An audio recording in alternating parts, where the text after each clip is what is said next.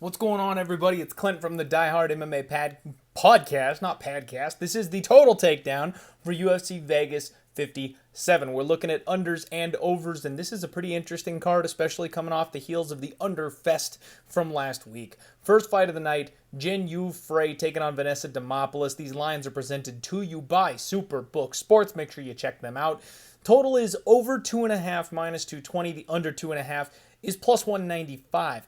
This one seems like a pretty much dead nuts over to me. Frey should pretty much have Vanessa Demopoulos covered everywhere when it comes to the speed, the footwork, the wrestling, the striking, all of it except for like the pure submission skills, which is where Frey has been exactly caught before. Now, Vanessa Demopoulos has been working with Fight Ready, so I think we could potentially see some improvements from her. However, I'm not banking on those until we see them in effect. And even when Frey did get submitted, it's because she got worn down and got submitted late. So I would still think the over 2.5 at minus 220 is probably the way to go. Mario Bautista taking on Brian Boom Kelleher. Total set at 2.5 for this one. The over 2.5 minus 125. The under 2.5 is plus 105. And I do think this one's headed over again. That over 2.5 at minus 125 sounds interesting to me. Brian Kelleher has proven to be really tough, really durable. He knows how to strike. He knows how to mind the range and the space. Similarly, Mario Bautista minds the range and space very well. He likes to play from the outside, lots of kicking, avoid the boxing range. And then Brian Kelleher, obviously, we know has a path to victory here with the grappling. He's a good, solid offensive wrestler, sets up shop in his opponent's guard, beats them up from that position. So I can see this one squeezing over no matter who's in the driving seat. Very close, very competitive type of fight. Cody Durden taking on JP Buys. One of the totals I've already played for this one. Total set at 2.5. Over is minus 135. Under is plus 115. I got in on this, I think, at plus 135. So there's been some serious movement to this under 2.5. And I was confused as to why the over was favored in the first place. Cody Durden is a pure wrestler, but he does tend to finish fights or get finished himself. He's got gas tank issues. He's been knocked out. He hits pretty dang hard. JP Buys, we know, has chin concerns. This guy gets rocked, wobbled, and knocked out. It's happened a lot. And then on top of that, he is a strong grappler, very physically powerful, and his submission game is off the charts. He was able to get mount in his last fight over an opponent up a weight class. I think he can handle the grappling from Cody Durden here and then work his way to a finish relatively easily, especially once Cody Durden gasses out. And if Cody comes out the way he normally does, like a bat out of hell, and throws some heavies, he might just clip JP Buys and put him down early. So no matter who wins this fight, I do think it's going under. I've already bet the under 2.5, and I still like it as long as you're getting that plus money. Sergey Morozov taking on Julian Paiva. Another 2.5. Over is minus 175. Under is plus 155. And again, I've played this under. I got this plus 155. I think that's a good solid number for us here. Sergey Morozov is a guy with heavy hands, and Julian Paiva does not have any defensive capability whatsoever. He really relies on being able to tank the damage that his opponents are throwing on him to be able to, just kind of walk through that and get the win. I don't know that he can do that against Sergey Morozov. I think if Morozov connects with him, it's going to be a lot like his last fight where he gets basically pieced up early in round one and goes down. Now, what we've seen, though, is when Sergey Morozov does not finish the fight in round one, he completely falls apart. We see him get submitted in round two pretty regularly. He's been submitted in round three as well. Julian Paiva is a BJJ black belt. He's working out of the MMA lab. You got to think his skills are working their way up. His wrestling, his grappling should all be on point here. If Morozov doesn't finish him early, I think that Julian Paiva can absolutely turn the tables and then finish Morozov the deeper this fight goes. We're getting a bigger plus number here because there is the chance that these guys just kind of respect each other, both them coming off of finished losses. Maybe they take it a little bit slower. Maybe Morozov decides to just wrestle and stay safe. But even if they do that and they do end up, having ground exchanges, I think Paiva has some chance to sweep, submit, make this thing interesting. So I'm not convinced it's going all 15. I think the under 2.5 at that price tag, plus 155, is nice and juicy. I like it. TJ Brown taking on Shalilan Nurmagomedov coming up. Total set at 2.5. Over 2.5 minus 185. Under 2.5 is plus 165. I'm tempted here on violence again. The problem is TJ Brown is kind of the less durable of the two guys, while Shalilan is really durable himself. The one way he gets defeated is he gets submitted. TJ Brown is working with some serious high caliber grapplers working up to this fight. So I think TJ Brown's going to basically have Shalilan covered pretty much anywhere he wants to go. The issue that I have is that Shalilan basically throws nothing on the feet, and TJ Brown doesn't always like to go to his grappling. He can spend some time point fighting. He'll have the higher pace pace, the higher output. So I think he could kind of chip his way to a decision victory in this one. So while I think TJ Brown definitely has the ability to finish in this spot, I can't count on his game plan being to finish. So I'm going to go ahead and pass. But I think TJ Brown by submission probably is kind of a sneaky look here. Tafon and Chukwi taking on Carlos Ulberg. Total set at 1.5 for this one. Over 1.5 minus 165. Under 1.5 plus 145. And I really have no good read on this one. This one's tough. Tafon and Chukwi should be able to do everything I wanted the Water Buffalo to do in his last fight. Carlos Ulberg, very defensively void, doesn't move his head, really relies on his athleticism and movement. Both these guys are pace and cardio style fighters. High output, lots of work rate. So I kind of expect this one to be a very competitive back and forth type of fight as long as it lasts. But we've seen both these guys clipped, knocked out.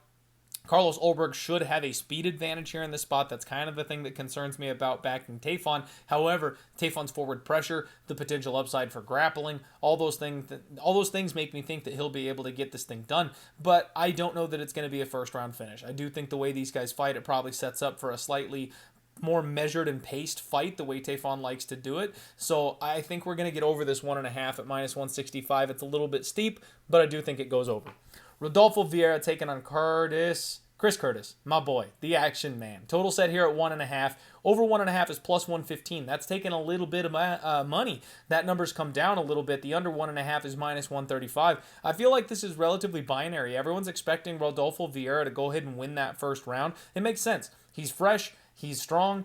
Everybody's dry and sticky. He comes out, gets a takedown, puts Chris on the ground. Now, what happens after that is the real question, because if Rodolfo Vieira gets his game going, he's going to win this thing via first-round submission. If he cannot finish Chris Curtis, then how long does Rodolfo Vieira last dealing with Chris Curtis on the feet in the second round and beyond? So if Rodolfo Vieira cannot simply hold down Chris Curtis for the entire first round, this thing probably gets over that 1.5, but we've seen what Chris Curtis does to people once it's on the feet. Those rib roasters, those body shots. Like, the under this fight doesn't go the distance, is like minus 700. Like, the bookies know this one is ending. It just comes down to whether or not it ends before or after the 1.5 round point. So I think there's a lot of upside for this thing finishing under 1.5, whether it's Chris Curtis early in round 2 or Vieira having his way in round 1. This thing is probably going to end pretty quickly, but I also kind of can see some merit to Chris Curtis surviving on the ground, dragging it a little bit late. Rodolfo Vieira showing some, striking improvements recently that maybe he can survive and take this thing into the third round potentially. So that over 1.5 makes a little bit of sense to me, but the way these guys fight, the car crash this thing should be, I'm not touching an over. Plain and simple. Umar Nurmagomedov taking on Nate Maness. Total at 1.5.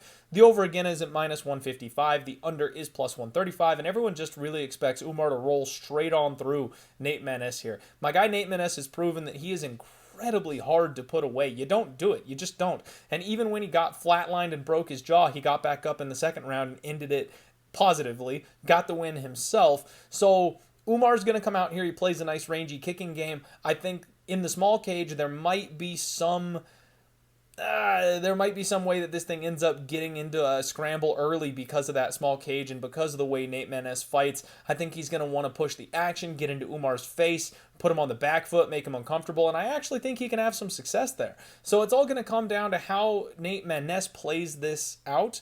If Umar gets Nate Maness's back, it's probably over. That rear naked choke he's got is nasty. However, his sprawl is good, his hips are good, and Umar really is more of a back take specialist. He's not really the guy that's going to, power double leg you. He's not the Khabib style grappler. He's a little bit more flashy. He likes the back take and control you from that position, sink the choke in, get the finish.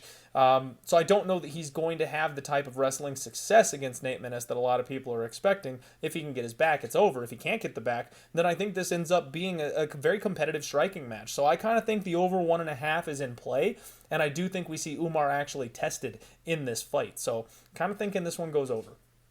Christos Giagos taking on Thiago Moisés. Total on this one set at 2.5. The over 2.5 minus 130. The under 2.5 plus 110. So the over 2.5 on this one is kind of scary because of the way Christos Giagos gets hit, in my opinion. We have seen Thiago Moisés outstruck by his opponents. He's had some serious troubles in that realm. He really gets things going when it's on the mat, when he's grappling, when he's wrestling, and when he's offensive. However, Giagos is actually a really strong offensive grappler himself. He's more than confident. He's on record stating that he's more than confident that he can be in the guard of Thiago Moisés and not give up some kind of a fluky submission. So we're thinking that maybe he comes out, dictates the pace, gets on top, and grinds out Moisés. Moisés has been in these long, close, tight 15-minute decisions before. The Bobby Green fight really sticks out to mind here. He's not great on the feet. Although he's young, he could turn that corner and make some improvements at pretty much any point in time. We have yet to really see it. So it's going to come down to Christos Giagos' game plan. The problem is I can't trust Giagos' gas tank. I also don't trust his chin. So if Thiago does kind of put it together, he could touch this guy and put him down. We've seen him knocked out early before. I don't like this one, guys. I'm going to say over 2.5 at -130 is the lean, but I definitely wouldn't fault anybody for looking for violence here, and it's one that I'm really just not interested in betting.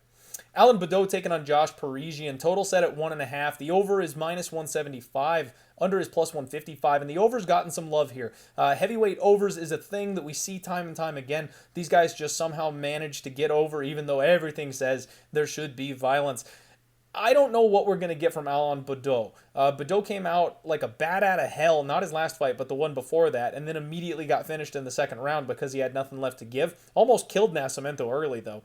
Josh Parisian, he's a guy that likes to kind of put on a pace. He doesn't have that one-hitter-quitter power necessarily, but he's dangerous on the ground. He can take people down, get on top. He's heavy, good ground and pound. So it comes down to who's grappling, who's pushing the pace, and I honestly don't know the answer to those questions. If Alan Baudot comes out more measured the way he did in his last fight, he's going to be moving backwards. He's going to be playing the range. It's going to be kind of a touch-and-go kickboxing match, and if that's the case, this one probably flies over that 1.5. We might be going all 15. So I would lean on the over 1.5 here, but at the same time, the way these guys go, if Baudot decides he wants to come out and have a short night at the office, this thing could fly under, and I wouldn't be shocked whatsoever.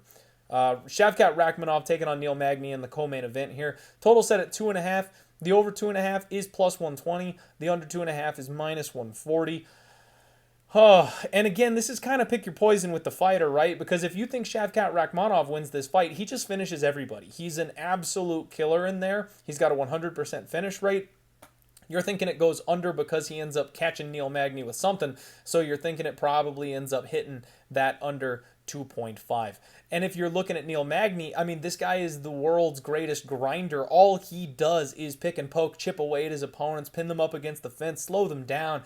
So if you're going over 2.5, you're thinking Neil Magny gets the win. The only way this kind of makes sense to me is that Shavkat Rakhmonov could come out here kind of the way that Khamzat Chimaev did, have his first real test, his first real step up in competition, managed to win the fight, but not quite get the finish that we're used to seeing from him because he's fighting a much higher caliber opponent. So maybe that over 2.5 has a little bit of Shavkat equity involved in it, but not a ton, just based on the way the guy fights. So personally, I'm gonna say the under, I guess. Guys, this one's tough. This one's really hard. I'm a Neil Magny truther. I go to the well with this guy as often as I possibly can. I like the way he fights. I like his skill set, but he's getting older, and Shavkat Rakhmonov is the truth. He's a guy that I'm really looking forward to. I think that if it wasn't for Khamzat, he would be the guy everybody's fawning over in the division. So I think he's flying a little bit under the radar, even for an ultra-hyped prospect. People are maybe just not noticing him as much because they're more interested in, the other prospect that's making waves in this weight class. So I'm going to say under. I think Shavkat gets the finish, but no bet for me here. Main event time, Mateusz Gamrot taking on Arman Tsarukyan. Total set at 4.5 on this one. The over 4.5 is -115. The under 4.5 is -105. These guys have interesting comments that they've made, right? Gamrot has said that this is going to be 25 minutes of violence. He wants to feel 15 minutes. He's coming off of a couple of real quick finishes, and he's on record saying that he wants this to be a longer fight. He wants to feel what it's like to go the distance. Arman Tsarukyan, we know this guy can grapple with the best of them. We know he's got a good gas tank, but we also know that he pushes a pace. We know recently he's been trying to crank things up and get those finishes. He said he wants this to be a short night at the office. He's looking for an early finish to make a statement, put himself firmly in the contender circle. So with these differences of opinions here, you got to wonder, is Mateusz Gamrot really going to engage with Arman Tsarukyan in that slow-paced fight? Or is he, is he going to try and slow it down, or is he really going to go for it when Arman Tsarukyan comes at him hard? I mean, is he going to step in the center of the cage? Is he going to meet him and go force for force? Or is he going to try and make this thing a little bit more measured, slow the pace down? We'll have to find out on Saturday. My gut tells me that Arman Tsarukyan is going to find it hard to actually finish Mateusz Gamrot, and he's going to have to kind of shift gears a little bit. I kind of think the over is maybe the way to go, but I also can see Mateusz Gamrot maybe starting to slow down under the pressure of someone like Arman Tsarukyan, and as this fight goes deep, maybe he does start to get chipped away at. Maybe he does start to be the less explosive athlete, and I think Arman Tsarukyan probably wins this one, and I could see a late finish for it, so this 4.5 line is something that kind of sketches me out, but I also have no reason to believe that either of these guys isn't durable. Both these guys have been extremely tough. They've been high level, high caliber, knocking on the door of contender status type of fighters. So I don't really want to doubt either of them. I do think this one's going to end up getting over, I guess is going to be the final way I say. But as you can tell, I'm not absurdly confident on it. This is a tough fight card, guys. This one is really interesting. Lots of changing of the guard type positions where it really could go either way. So be careful out there this week. Total set at 4.5. I'm going to say over -115 for the main event. That is the total takedown, everybody. You have a wonderful week. We'll see you tomorrow for the undefeated post-weigh-in show. Let's roll.